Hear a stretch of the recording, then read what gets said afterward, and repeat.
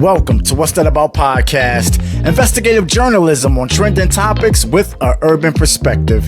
We also cover some topics that aren't trending if they need to be addressed. Today, we are talking about Bed Stuy Brooklyn and gentrification.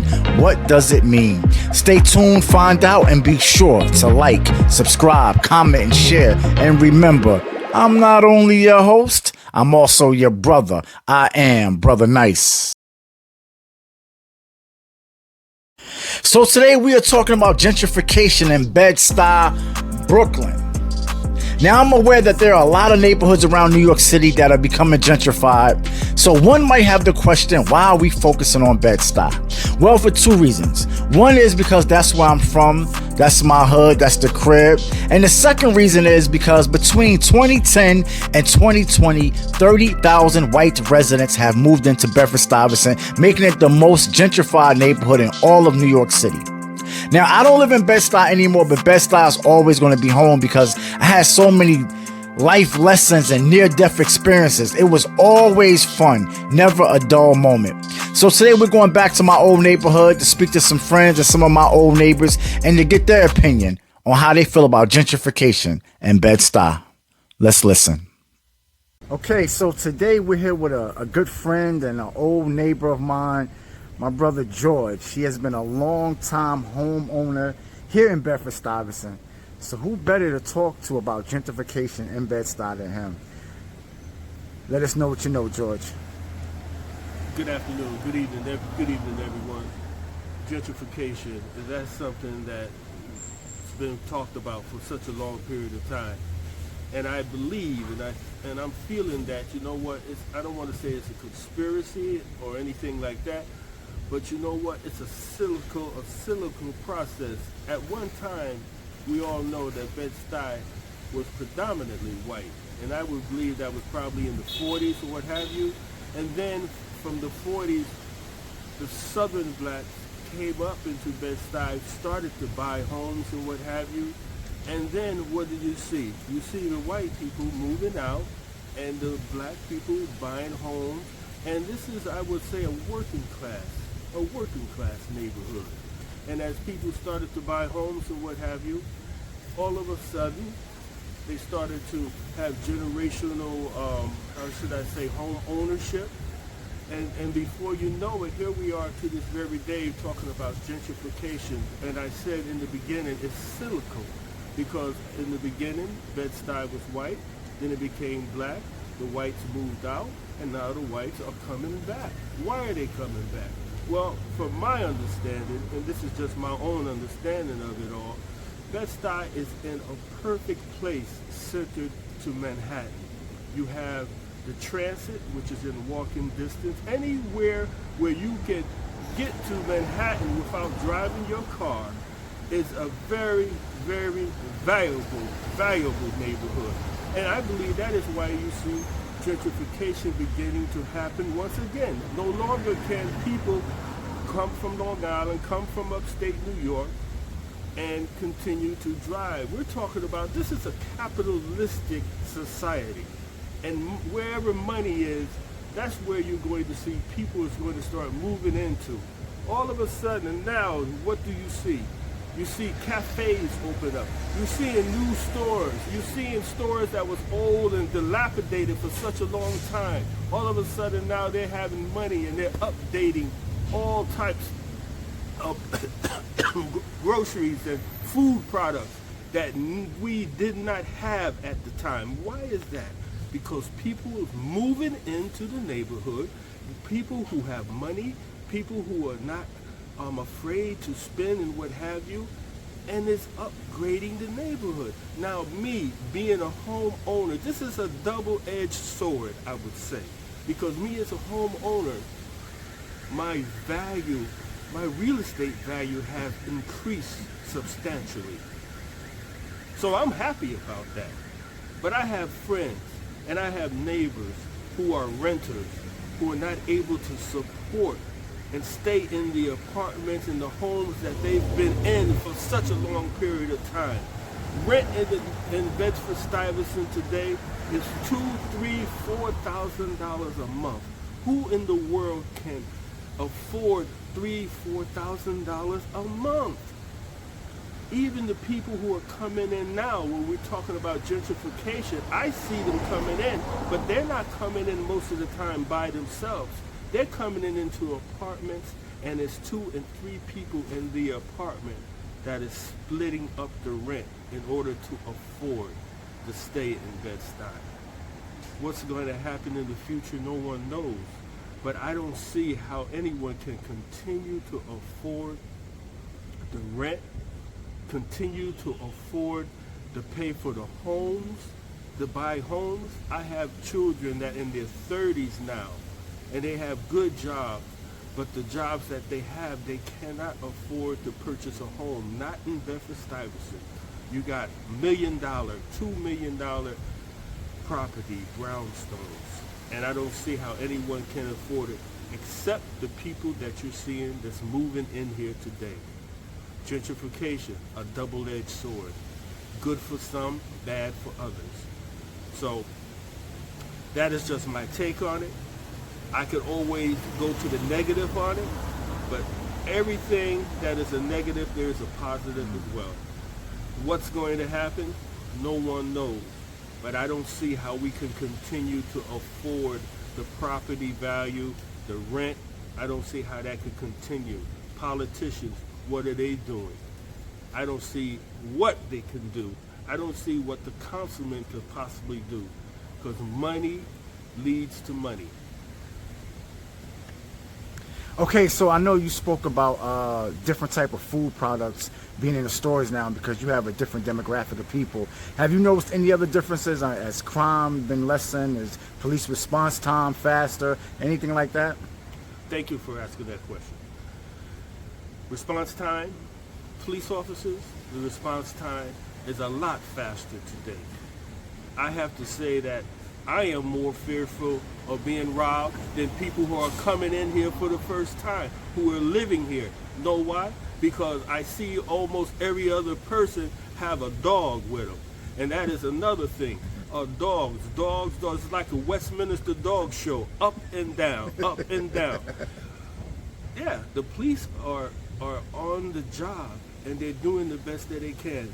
Has crime gone down? Certainly, crime has gone down in certain areas, in certain blocks. But there's still other blocks that, you see it every day. You see the police officer standing out there, or the car standing out there. Yes, crime has gone down, but it's still here. I don't see crime going anywhere. It's always going to be here. And the reason for that is there are people who need jobs. There are people who do not have the money to support their families, so they're going to do what they have to do in order to support their families, whatever that is.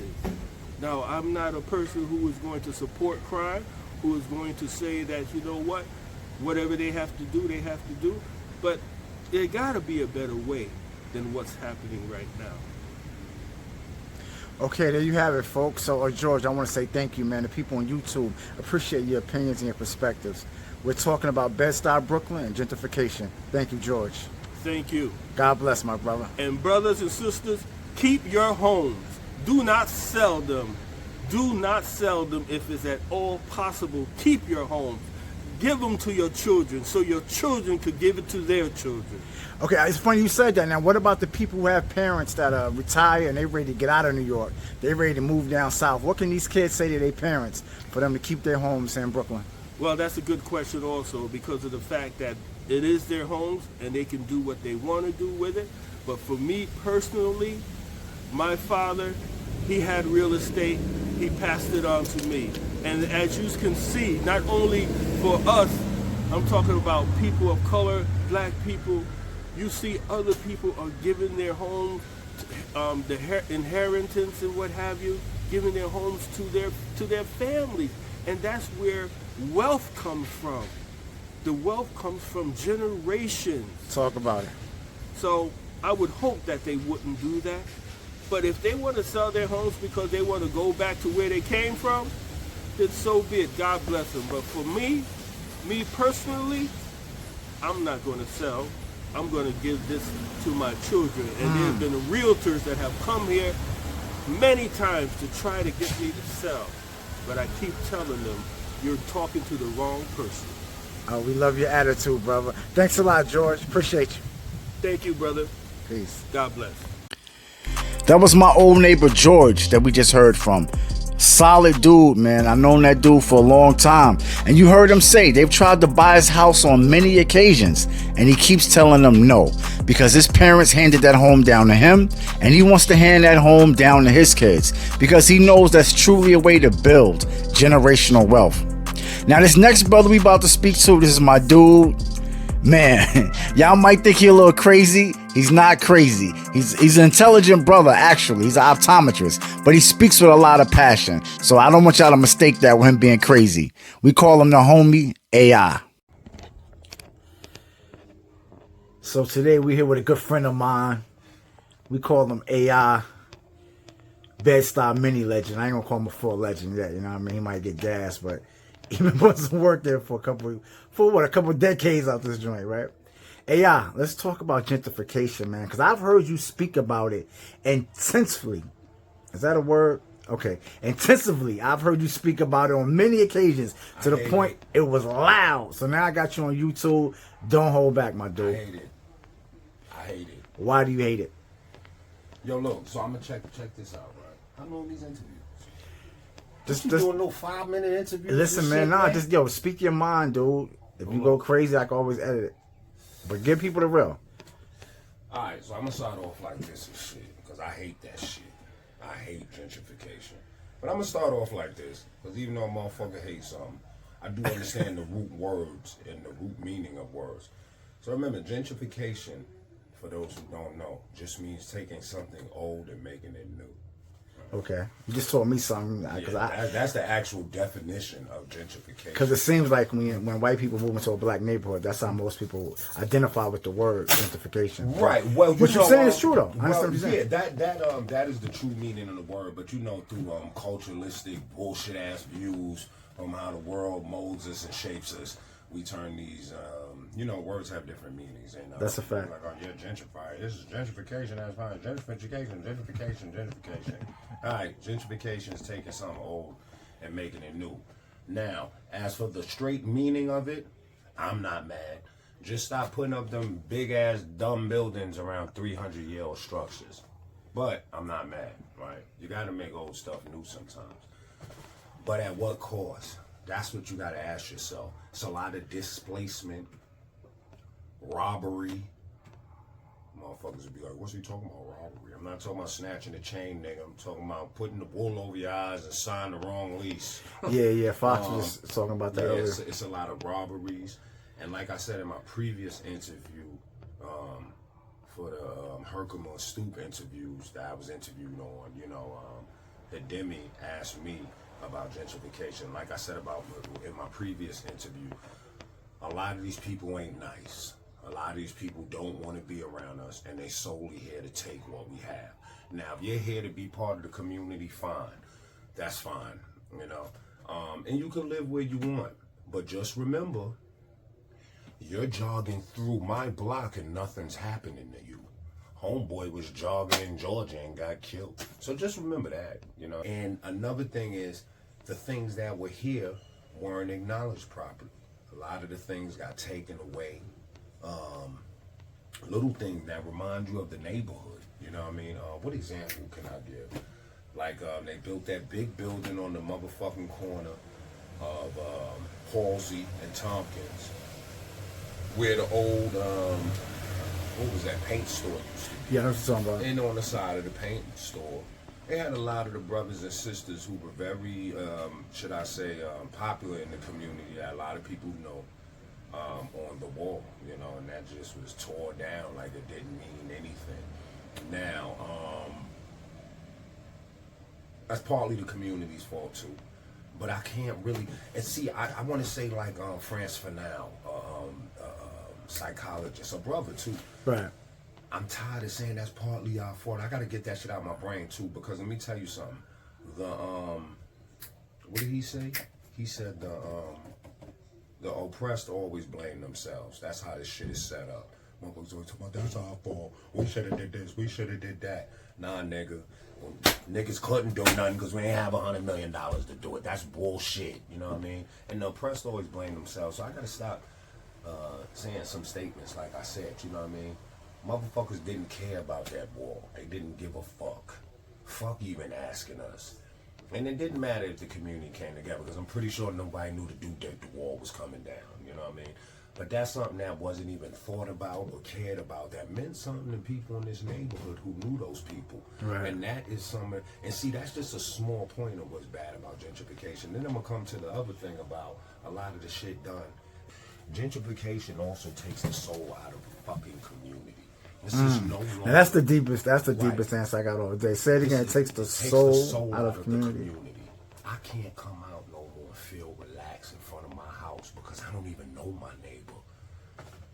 I be wanting to meet my neighbors. My neighbor doesn't want to know me. They probably know me through the ring camera they got pointed this way though. I wish I could walk you outside and go, hi motherfuckers, you know what I mean? But let me ask you this though. What makes you feel like they don't want to get to know you? Okay.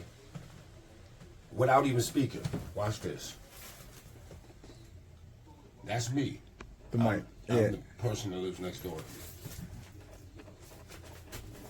Hold the mic up so they can hear you. Go ahead. That's me right there. I'm Right. the person that lives next door to me that don't want to know me and shit, right? And I'm not, mother, don't get it twisted, people. You ain't got to fucking say hi to nobody. I don't say hi to a lot of people, but they know it ain't fuck them, alright? Right. Motherfucker went like this. Like he's living next door. That's right, motherfucker. And I be outside bugging, too. Bugging. So he just gave you a look of disdainment, like he was bothered that you was in his presence. Yes. So now I smoke bud. When they come out, I make sure I blow it that way. You know, weed's legal now. So I be outside with my big bag of weed. You know what I mean? That's right. I hope your property value go down, motherfucker. You think this gonna make your property value go down? And Before I end this, anybody else you want to shout out? yeah, I want to shout out my man, Brother Nice. Good looking for the opportunity. You know what I'm saying? One love to the whole Bed Stuy, Moms, Pops, Nostrand Ave, Tompkins Ave, Big Brother Ave, you know what I mean? Tor, G, Will, TL, all the brothers that make it. Yo, this is AI, A to the I. I will be back soon. One love, peace. Chia.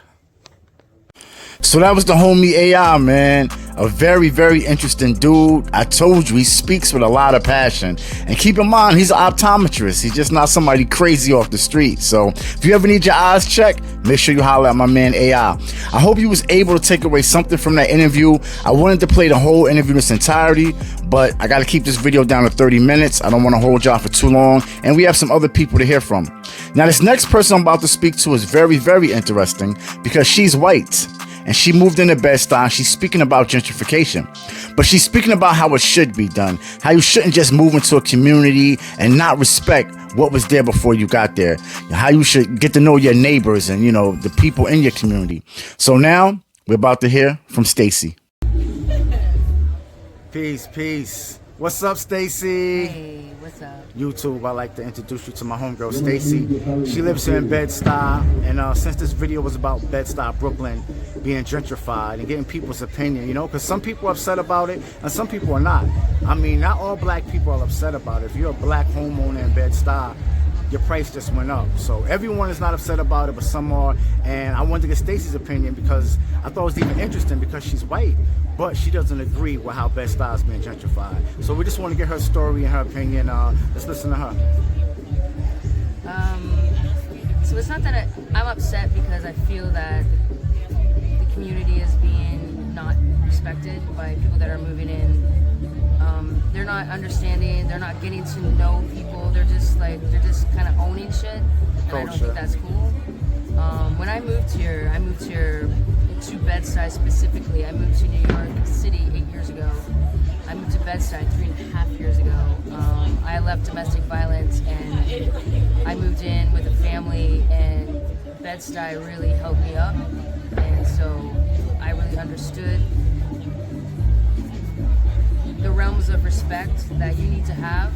You can't just like act like you own everything. You can't just walk in here and just be like, oh, this is cool, you know, I'm just gonna do this. It's like, no, Get to know your neighbors. Get to know your community. Get to know where things came from, why it exists, how we can make it last. You need to know that if you're not putting that into your community, then you shouldn't be here. That's it. That's how I feel. That's so dope. Do you mind just telling my viewers how the people and the community of Bed Stuy embraced you when you came down? I left domestic violence. I escaped 5 years ago, and Bed Stuy really helped me up in ways that they didn't know. And so I did a photo series just last month called Love Letter to Bed Stuy, and That's dope. it's all about the community in Bed Stuy, how every single human really made my life that much better just by being real and by being honest. Bed Stuy is my favorite place, really. That's dope. Hey, how can we, hold on 1 second, we have a vehicle going past. So the Love Letter to Bed Stuy, how, you said that's a letter that you wrote? It's a photography letter. A photography letter. It's about Okay. 50 photos over the past 3.5 years of my friends. Bed Stuy. That's so dope. Yeah, it's all joy. It's all joy. That is so dope. Yeah. When will that be available? We had a show here at Bed Brew in May, and there'll be another one at another location in Bed Stuy in September, to be continued. Cool. We're here right now on Putnam and Tompkins Avenue, and you were saying it's a possibility that a Cinnabon could be moving into the community, and you said you wasn't really excited about that. You mind talking about that? Well, it's because corporations, they come in and that's what they do. They get one little place and then they try to start to get all the other places because of money. Money buys all the things. And I don't know. I'm not into it, but I don't want my say to say that it's not cool. Right. That's just my opinion. Right. Yeah. I don't like corporations.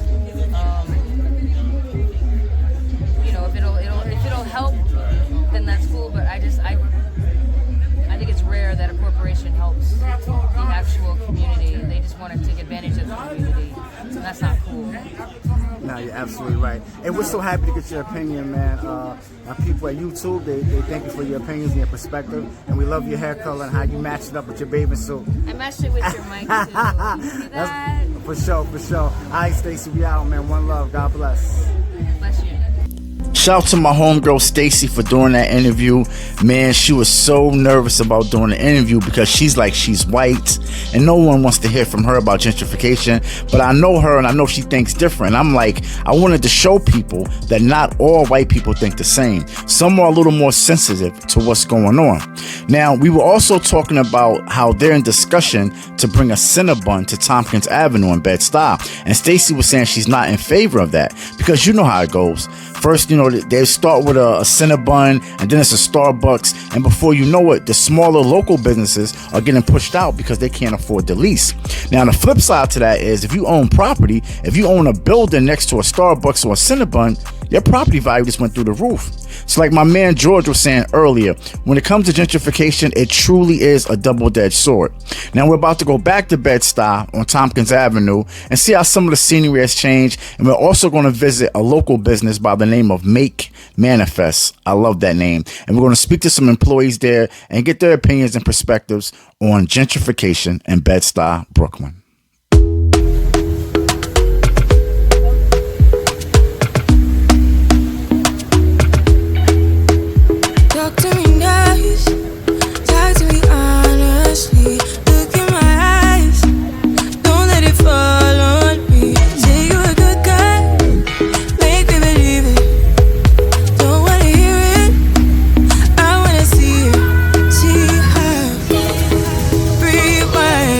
When we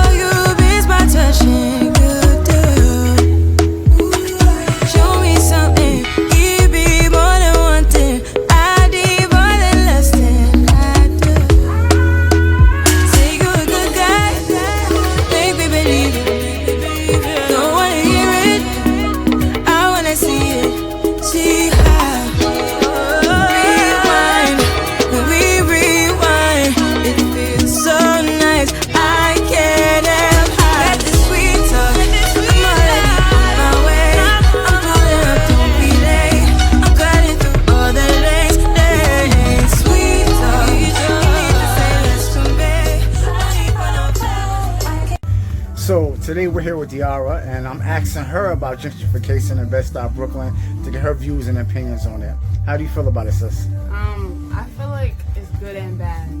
Good and bad. The good, I guess, is bringing new stuff to, I guess you could say, the hood. Is bringing new stuff to the hood that we don't usually have, like new places to eat, new hip little stores, all stuff like that. You feel me? And I guess the bad, I don't know if it's bad, but I feel like we should have already had that.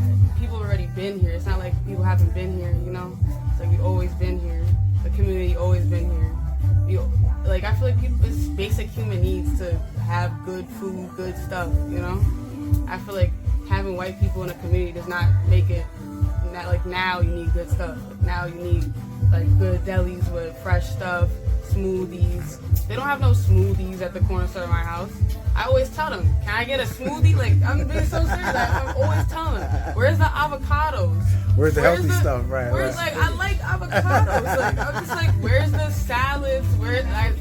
I don't get no food from these places. And it's just like, you know? And I feel like they just opened a new deli fake by my house, and they have all that stuff. And I'm like, yo, now I live in Bed Stuy on that same block for 18 years. Wow. I feel like that's a long time. Right. So it's like, and now they move in, you saying like they're upgrading the quality of food and different products. Yeah. Okay. So, I mean, would you, like, is there any good changes that you've noticed since they started moving in?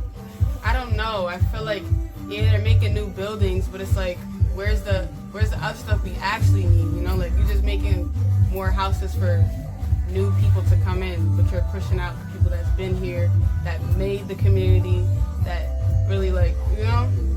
I just feel like the people that's been here deserve better.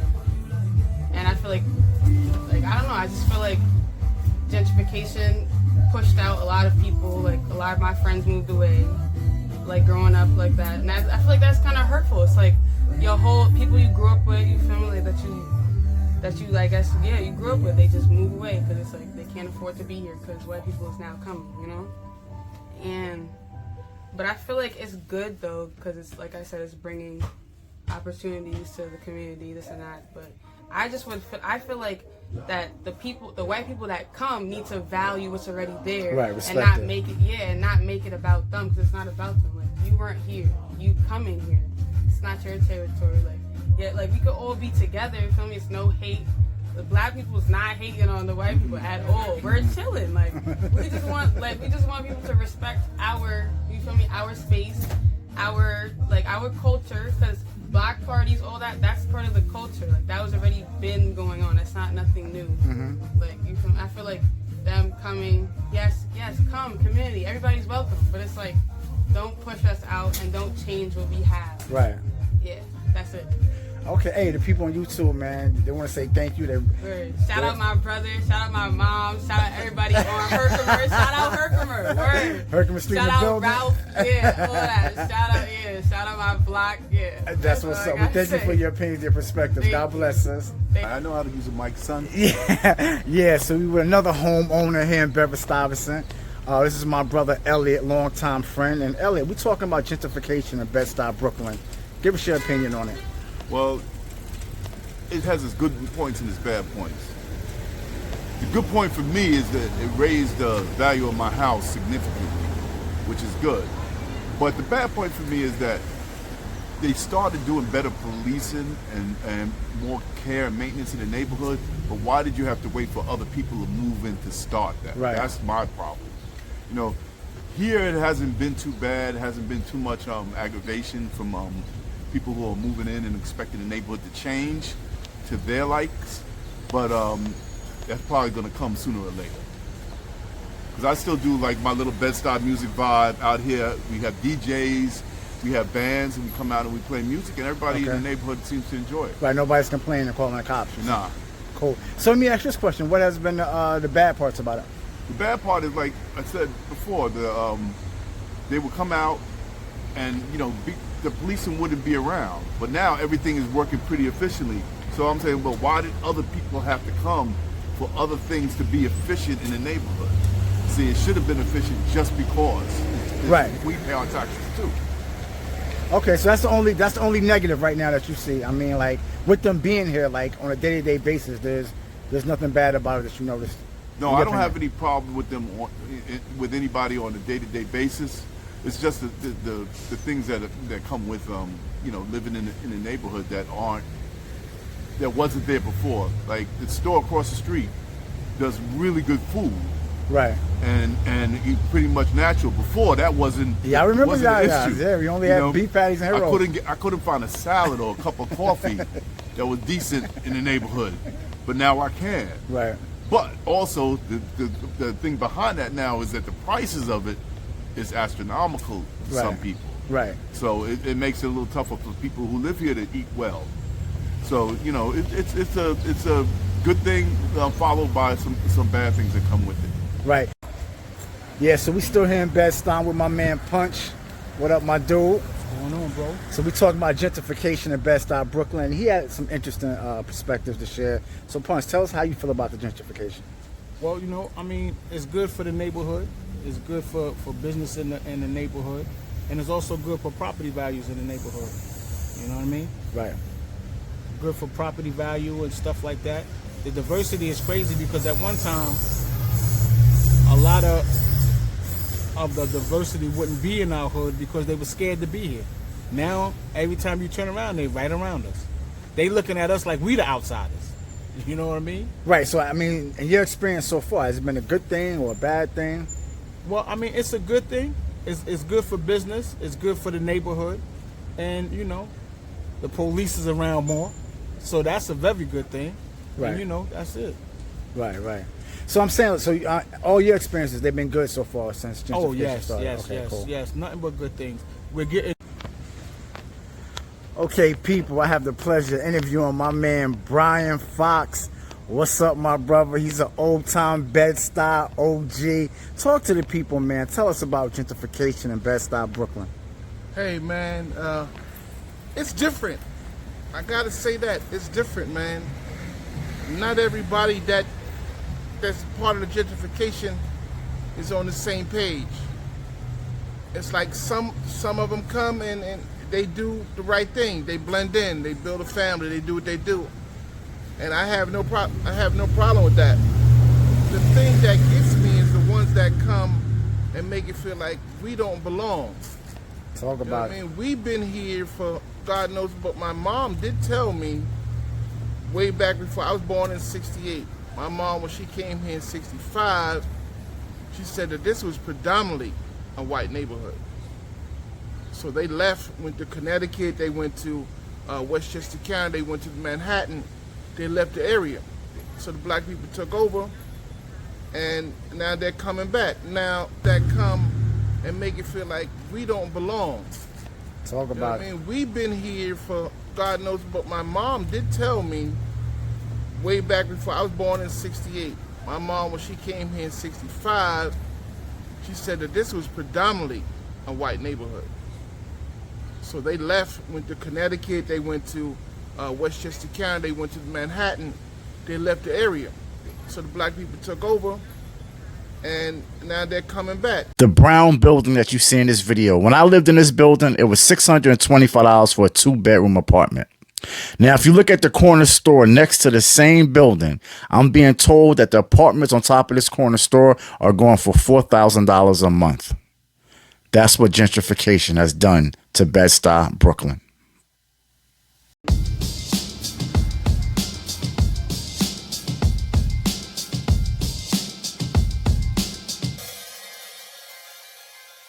I just seen Bed Stuy changing really quickly, and what I wanted to do was kind of preserve the culture of Bed Stuy just a bit, so that people can understand how it was before it changed into this whole new thing that it's becoming right now.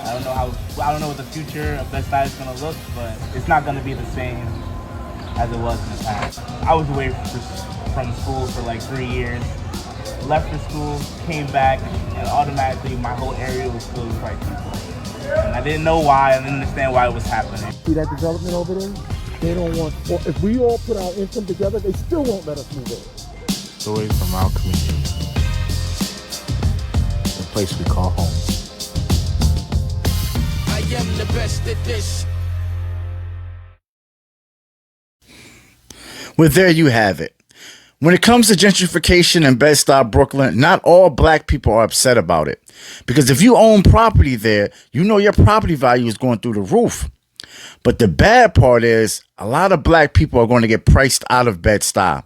Because if you own property and you're renting your apartments to people, you're going to try your best to get the most amount of rent that you can. So if you're charging anywhere from $2,000 to $4,000 a month, most likely the people you're going to end up renting to are going to be white or Asian or any other race. So that's really one of the bad parts. The good part is the community has cleaned up a lot. Because I remember when I was coming up in Bed Stuy, I mean, even walking down certain blocks could be dangerous. But now you see white people jogging. You see them standing on the corner with their coffee and their dogs. So it's a much safer environment. So that's definitely one of the good parts. But hey, I hope you learned something from this video. Thanks for watching. Be sure to like, subscribe, comment, and share. And remember, I'm not only your host, I'm also your brother. I am Brother Nice.